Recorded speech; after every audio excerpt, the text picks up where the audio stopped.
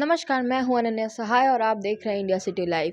आज चुनाव का दूसरा फेज शुरू हो चुका है बिहार में और साथ ही साथ हम आ चुके हैं बीजेपी, जहां हमारे साथ आज बात करेंगे सुमेश शशांक जी, जो कि बिहार के प्रदेश प्रवक्ता हैं। नमस्कार। नमस्ते। आज सर, जैसा हम लोग जान रहे हैं कि बिहार में चुनावी दौर चल रहा है और इसमें गहमा-गहमी भी बहुत है। तेजस्वी यादव के कटाक्ष आ रहे हैं। वहीं पीएम मोदी को लेकर के कांग्रेस ने भी इलेक्शन कमीशन में कंप्लेंट फाइल किया, जिसका नोटिस आ रहा है। तो आप क्या कहना चाहेंगे? लोग बोल रहे हैं कि ज़हर फैला रहे हैं, नफ़रत की राजनीति कर रहे हैं पीएम मोदी। देखिए, निश्चित रूप से इस बात को समझना है कि नफ़रत की फूट डालो, राज करो और नफ़रत फैलाओ की नीति पर इस देश में एक पार्टी का जन्म होता है। उस पार्टी का नाम है कांग्रेस और उसके युवराज कौन है? कि गांधी शब्द को अपने नाम के साथ जबरन ढोने वाले व्यक्ति का नाम है राहुल गांधी, जो गांधी शब्द को भी बदनाम करने का काम करता है। इन्होंने पूरे बिहार को और पूरे देश को कहीं ना कहीं लूटने का काम किया है। लुटेरों की मंडली किसे कहा जाता है? पार्टी में गुंडे की गुंडों की पार्टी। एक से बढ़ के एक अपराधियों को टिकट देने का काम किसने किया? एक से बढ़कर एक व्यभिचार में लिप्त लोगों को टिकट देने का काम किसने किया? ये आरजेडी के ही तो अफवाह तंत्र ने किया। लालू जी ने भैंसों का चारा चोरी किया, अलकतरा चोरी किया। अलकतरा चोरी हुआ तो सड़कों का निर्माण रुक गया। सड़कों का निर्माण रुक गया सड़कों का निर्माण रुक गया तो उसके बाद क्या हुआ? सड़कों के निर्माण रुकने के बाद कहीं ना कहीं इंडस्ट्रीज जो है वो कहीं ना कहीं बनना जो है बिहार में बंद हो गए। और जो भी बाहर से निवेश आता था तो निवेश करने वाले जो लोग हैं उनका अपहरण हो जाता था। और अपहरणकर्ताओं के तार कहाँ से जुड़े हुए पाए जाते थे? तो आरजेडी से जुड़े हुए पाए जाते थे। अपहरणकर्ताओं को टिकट देने का काम किसने किया? तो लालू जी ने किया। तो ये कहीं ना कहीं एक चेन है, अपराधी मानसिकता का एक चेन। इसने बिहार को लूटने का काम किया, जिसके कारण बिहार कहीं न कहीं बिहारी युवाओं को प्रतिभा पलायन करना पड़ा। और प्रतिभा अगर किसी की बची तो लालू जी के 9वीं फेल राजकुमार की बची।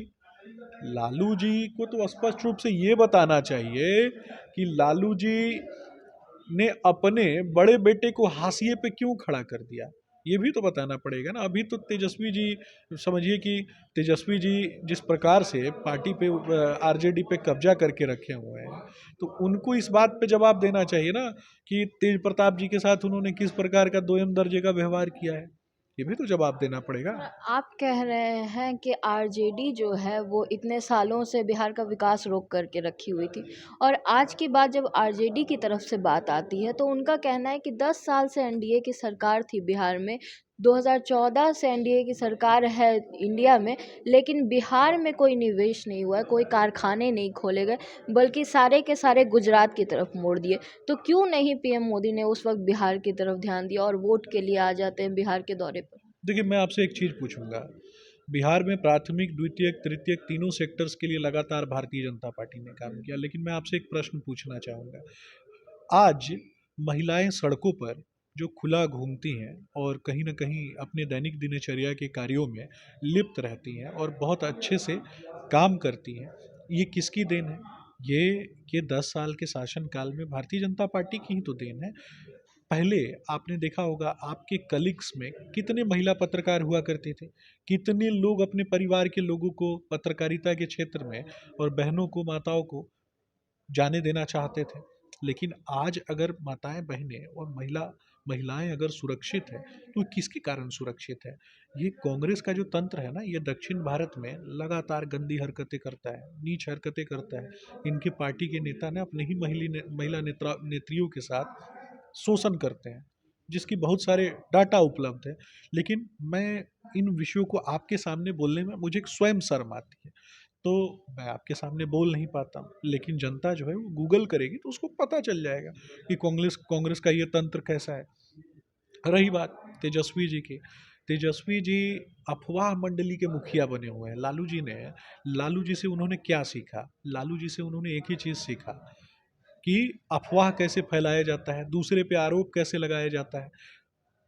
अपना जो उनका जो एक कहावत है ना कि चांद की बातें करते हो धरती पर अपना घर ही नहीं, तो इनका घर जमीन पे नहीं है। इनके पाँव ना हमेशा चांद की बातें करते रहते हैं, ये चांद खोजने में लगे हुए रहते हैं।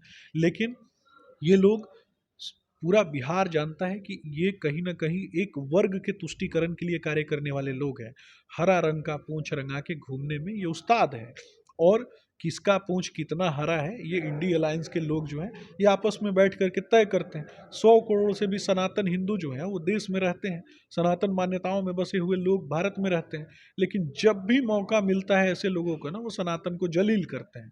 इनका एक नेता चंद्रशेखर, वो सनातन को और रामचरितमानस को डेंगू और मलेरिया ये पोटेशियम साइनाइड बता रहा था, स्टाइलिन डेंगू और मलेरिया बता रहा था। इनको थोड़ी सी शर्म थी कि जाकर के उससे पूछे चंद्रशेखर जैसे शिक्षा मंत्री को हटाया जाए, थोड़ी सी भी शर्म थी क्या? ये नहीं हटा सकते थे। ये गाली दिलवाने का काम करते हैं ऐसे लोग। अगर इतनी हिम्मत थी तो क्या किसी मुस्लिम ग्रंथ के ऊपर ये कुछ बोल करके दिखा देते? तो ये इस्लामिक तुष्टीकरण करने की राजनीति पर चलते हैं और भारत के मुसलमानों के लिए नहीं करते हैं। यह भी नहीं समझना है कि भारत के मुसलमानों के लिए करते हैं। ये रोहिंग्या के गोद में बैठ के खेलने वाले लोग हैं। जब कोई आतंकी गतिविधि में कोई रोहिंग्या पकड़ा जाता है ना, उसकी वकालत करने के लिए कौन आता है? इन्हीं के वकीलों की फौज जो है वो लग जाती है उनका वकालत करने के लिए। तो ऐसे ही गुंडा तंत्र को अगर कोई बिहार में बढ़ाना चाहता है तो उस व्यक्ति का नाम तेजस्वी यादव है। आपने मुसलमानों की बात की है, तो सबसे बड़ी बात है कि अभी रिसेंट स्पीच जो हुआ था प्रधानमंत्री मोदी का, उसको लेकर के बहुत ज़्यादा विवाद हो रहा है। ये कह कर के घुसपैठियों और बहुत ज़्यादा बच्चे जो हैं उनमें धन बांट दिया जाएगा कांग्रेस द्वारा, जिसको लेकर के विपक्ष बहुत ज़्यादा हमलावर हो रहा है। आपको क्या लगता है, क्या हम इंडिया में जो मुसलमान रह रहे हैं वो इस बात को गलत तरीके से नहीं लेंगे? उन्हें नहीं लगेगा कि वो यहाँ पर मतलब सेफ नहीं है, उन्हें यहाँ पर ढंग से नहीं रखा जा रहा है? देखिए, किसी के लेने और नहीं लेने से कोई फ़र्क नहीं पड़ता है। अगर कहीं दुनिया में कोई किसी के बारे में कुछ बोल रहा है, किसी अन्य व्यक्ति के बारे में बोल रहा है और तो उसको अगर कोई अपने ऊपर जबरन ले लेता है तो ये तो उसकी गलती है। लेकिन सबके साथ सबके सम्मान और सबकी उन्नति तरक्की के लिए भारतीय जनता पार्टी ने काम किया। मुस्लिम माताओं बहनों को ट्रिपल तलाक से आज़ादी किसने दिलवाई है? ये भी तो देखने की बात है। आज सऊदी अरेबिया चाहे अरेबियन कंट्रीज़ के साथ जो हमारे संबंध प्रगाढ़ हुए हैं, ये किसके शासनकाल में हुए हैं? ये भी तो देखने की बात है ना। आज जब सऊदी अरेबिया चाहे इस्लामिक कंट्रीज़ में जब भारत का कोई नागरिक मुस्लिम युवा कार्य करने के लिए जाता है तो उसके साथ गरिमामय व्यवहार जो है उन लोगों को करना पड़ता है, बराबरी का व्यवहार करना पड़ता है। ये किसके कारण, किसकी देन है? तो मुसलमानों को ठगने का काम सिर्फ एक ही पार्टी ने किया है, वो आरजेडी और कांग्रेस ने किया है। इनके जो वरिष्ठ नेता हैं किस प्रकार से रो रहे थे भरे मंच पे, ये भी देखने की बात है। पूरा देश जानता है। भारतीय जनता पार्टी के प्रवक्ता होने के नाते मैं सिर्फ इतना बोलूँगा कि 100 करोड़ से भी ज़्यादा सनातनी इस देश में रहते हैं। उनके सम्मान को जब ये गाली देते हैं, उनके सम्मान पे जब ये धार्मिक आस्था पे चोट पहुंचाते हैं, तो क्या उनकी रक्षा नहीं होनी चाहिए? हिंदुओं की रक्षा नहीं होनी चाहिए? सनातन मान्यताओं की रक्षा नहीं होनी चाहिए? क्या चुप हो जाना चाहिए? जब क्या दलित आदिवासी माताएं बहनें हैं, उनके सम्मान के लिए जब हम लड़ते हैं, सनातन की रक्षा के लिए लड़ते हैं, सनातन के सम्मान के लिए लड़ते हैं, और सनातन का सम्मान करना इसका अर्थ तो ये नहीं है कि किसी मुस्लिम का अपमान कर देना, ये भी तो नहीं है।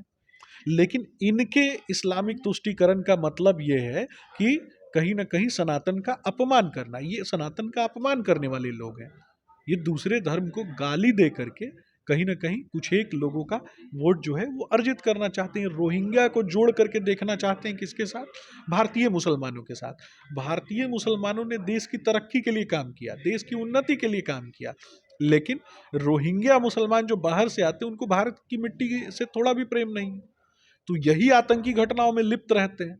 अब पाकिस्तान के किसी मुसलमान के लिए कोई छाती पीटे, राहुल गांधी जी जैसा व्यक्ति और सोनिया गांधी छाती पीटे, तो इसमें तो हमको कोई तकलीफ नहीं है। उनको पीटना है पीटे। कल प्रेस वार्ता में मनोज झा ने अपने हाथ में भारत का संविधान लेकर के ये कहा है कि इसे बचाना ज़रूरी है, और अगर एक बार और भाजपा सरकार आई तो संविधान हमारा खत्म हो जाएगा। देखिए, मनोज झा कौन है? मनोज झा काफ़ी दुखी और थके हुए व्यक्ति हैं। नहीं लेंगे, नहीं कुछ बोलेंगे तो दोनों बाप बेटा मिल के उनका वो दशा करेगा जो पूरा बिहार याद रखेगा। तो कुछ तो बोलना है ना राजनीति चमकाने के लिए उनको, तो वो चमका रहे हैं। धन्यवाद।